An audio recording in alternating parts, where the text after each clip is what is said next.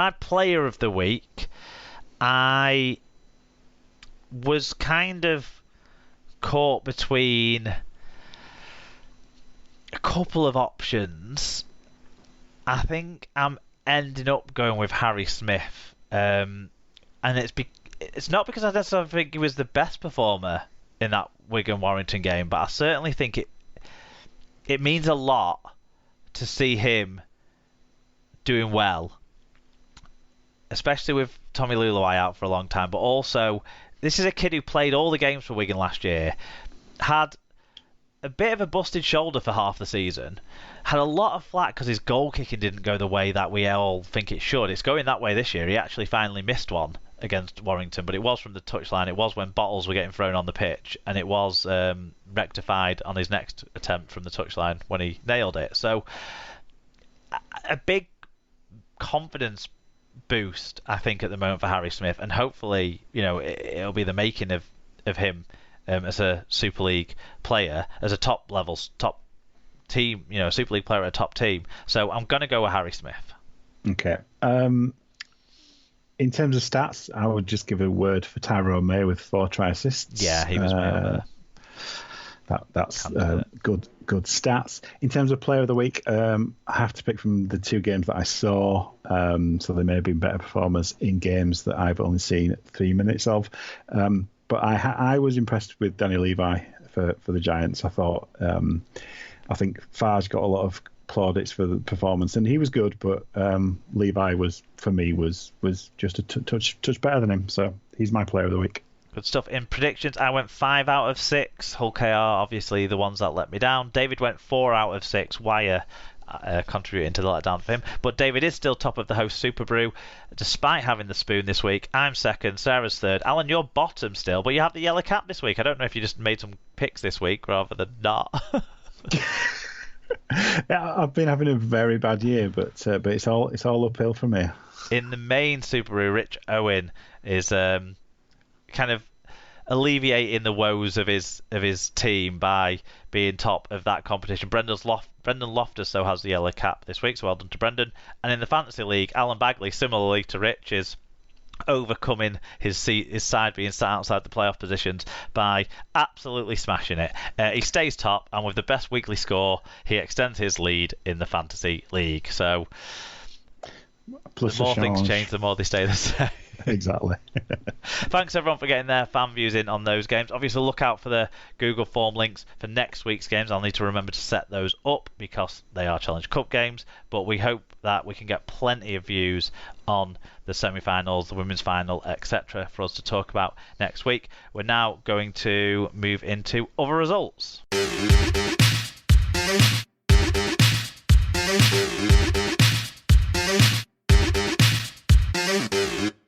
Right, so we move on to other results from this week, and it was round 10 in the Championship.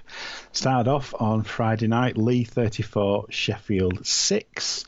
It was Newcastle 10, Halifax 30. Workington 10, Batley 16. Featherstone 74, Widnes 6. Yeah, Pop the Viking said, another poor performance shows it's not just down to the coach. Fans need to realise it's going to get worse before it gets better. At best, we are a mid-table championship team. Things at the club need to change from the top to the bottom. On more positive news from Bradford's point of view, it was finished Whitehaven 22, Bradford 34. London Broncos getting off the mark with a win. London Broncos 36, Dewsbury 12 in a bit of a must-win, you would say. Yeah, it was our game of the week, and the Broncos enjoyed that billing, it looks like. They did. They got off to a very good start in that one. And on Monday night, it was Barrow 18, York 30. Carsten said, Barrow with nice flashes of Samet brilliance and Samet what the fuck, but York with the better overall skills. That string of goal line defence from York in the second half was outstanding and made them deserved winners. Yeah, that's a very good review. Probably quite similar to the one I would have written, Carson, if I wasn't hosting. Yeah, Samet was Samet, to be honest. But yeah, good win for York against a team that had been going well. It sounds like it was entertaining, which I think it was good. It was good to watch. It's kind of the most important thing in a weird way. Yeah. It is. In terms of the standings, that means Featherstone stay top on 19 points, with Lee behind them on 18. York are third on 16 points. So all this talk of the top two, York aren't adrift really, are they? Yeah. Then a 3-point gap to Batley on 13, Halifax on 12, and Barrow on 11. Sheffield and Bradford both have 10 points, completing the top 8. Widnes and Newcastle have 8 points, Whitehaven have 6, Dewsbury have 4, London, after their first win, have 3, with Workington adrift on 0 points. Yeah, not looking great for Workington right now. Quite a bit of championship news, starting with a really big story that we'd kind of been told wasn't happening, but then it happened. Lee have signed former Australian international and New South Wales State of Origin winger Blake Ferguson on a deal until the end of the season. Yes, old Sticky Fingers Blake is in Lee. The 32-year-old had signed a deal to play rugby union with Japan's Green Rockets, but was sacked before he could feature after a drug-related arrest. But that's nothing.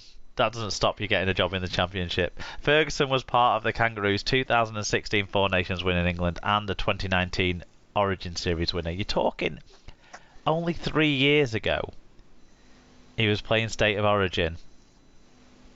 Yeah, there's a lot of water under that particular shitty bridge that Blake Ferguson occupies. Blake Ferguson, the player, it's a remarkable signing for a Championship Rugby League club to have a player of that skill and ability level at that level of competition. It's ludicrous. Yes, and it tells you something about the man, doesn't it?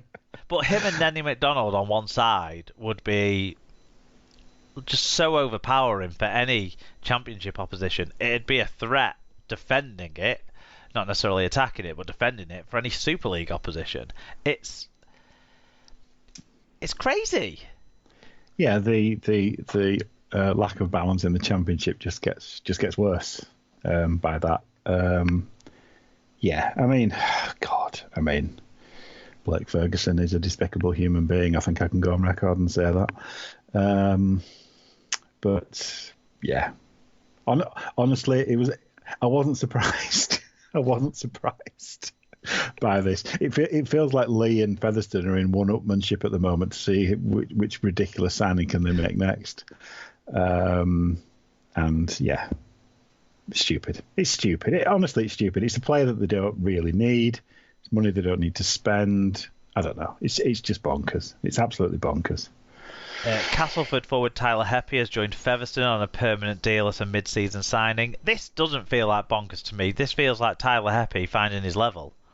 Yes. Now, that's... honestly, if Featherstone were signing the likes of Tyler Heppy, I have no drama with that. That's absolutely fine. Widnes Vikings have announced the signing of Warrington forward Morgan Burgess on a dual registration deal.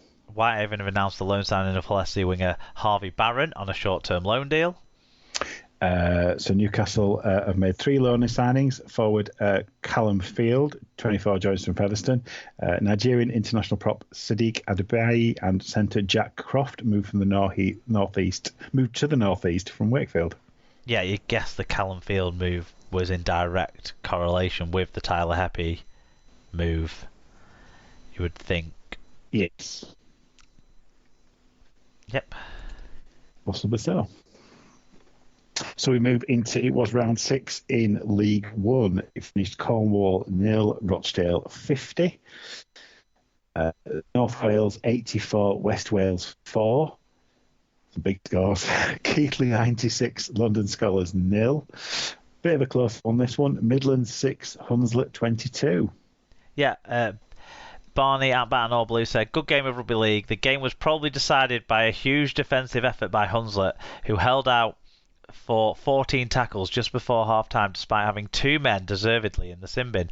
Overall, Hunslet were a bit more physical and organised than the Hurricanes, but opting for 2 points at 20 points to 10 was a compliment to the Midlanders. Hurricanes got a good try with a couple of minutes left to make it 16-22 at the end. And I think it did finish close. It was Doncaster 16, Oldham 12. Yeah, and win for Doncaster. Yeah, and in the standings it means North Wales in first and Keighley in second remain on 100% records. Rochdale in third have 10 points, with Doncaster in fourth on 8 points, and Swinton, who had the week off, are their fifth on 6 points. Oldham and Hunslet both have 5 points, with Midlands Hurricanes on 4 points. Cornwall, London Scholars and West Wales are all still to get off the mark after 5 games each, unfortunately for them. There was some League One news though.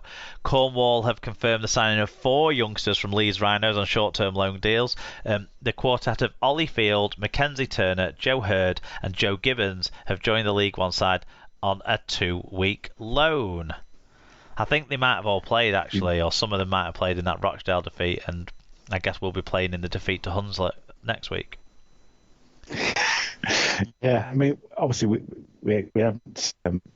The bottom 3 haven't had the chance to play each other yet, have they? Which is it's slightly weird. We haven't had a matchup between those teams yet. But yeah, it's obviously Cornwall and a few more bodies. I would guess. Yeah, Cornwall. We always talked about squad depth being a problem. West Wales, there's just problem after problem, and Scholars have gone backwards in the last 12 months. Unfortunately, I really hope that they can turn that around and start recovering some of the progress that they appeared to be making pre-pandemic, but yeah, we'll see. Wait and see on that one, I suppose. Yeah, so it was round 8 in NRL. It was Broncos 16, Sharks 7, Titans 4, Panthers 18, Rabbitohs 4, Seals 22, Warriors 21, Raiders 20, Bulldogs 16, Roosters 12, Eels 4, Cowboys 35, Knights 2, Storm 50, and that all-important penalty goal. Dragons 12, West Tigers 6. It's the second week in a row that someone's kicked a random penalty goal and thought that it might be enough to make it competitive in the NRL. But there were some standout things there, as mentioned. Is Ricky Stewart still the coach at the Raiders? When are they going to sack him, if not? I haven't paid anything to the NRL. It could be anybody coaching, anybody at this point. And the Roosters losing to bottom place Bulldogs. Well, no longer bottom place Bulldogs. Now they're joint bottom place Bulldogs. That's a big turn up. But the Panthers stay top with a 100% record. Storm are 1 win behind in second. The Cowboys, Sharks and Eels all have 10 points.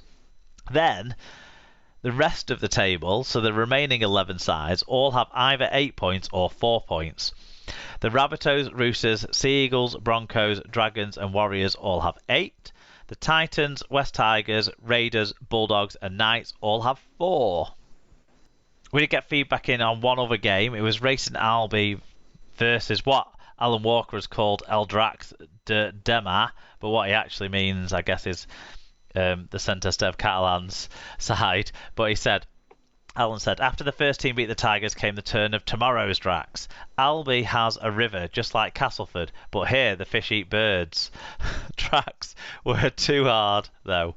The Tigers led through much of the game but never pulled away. We tried it at the death as LeCam popped up and it is a long way to score a try. Kicked to take it to golden try time. Why kick when you can score a try? Even their stripes fell off in despair. Visca. I still am none the wiser who actually won that game, but I assume it was Centre Steph Catalan who won the game. Seeing as Corrigan LeCam will be playing for them if he scored the winning try at the end, or I'm not sure. I don't know. Put the score on. But great to get a reviewing from the French competition. That's reaching the climax there in that competition now, so it'll be hotting up in the south of France. That's it for other results. We're now going to make our predictions for the Challenge Cup semi-finals.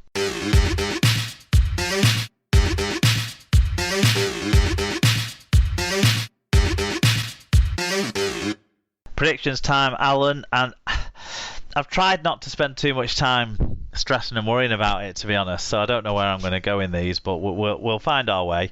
We're doing this obviously before we know if Johnny Lomax will be fit, any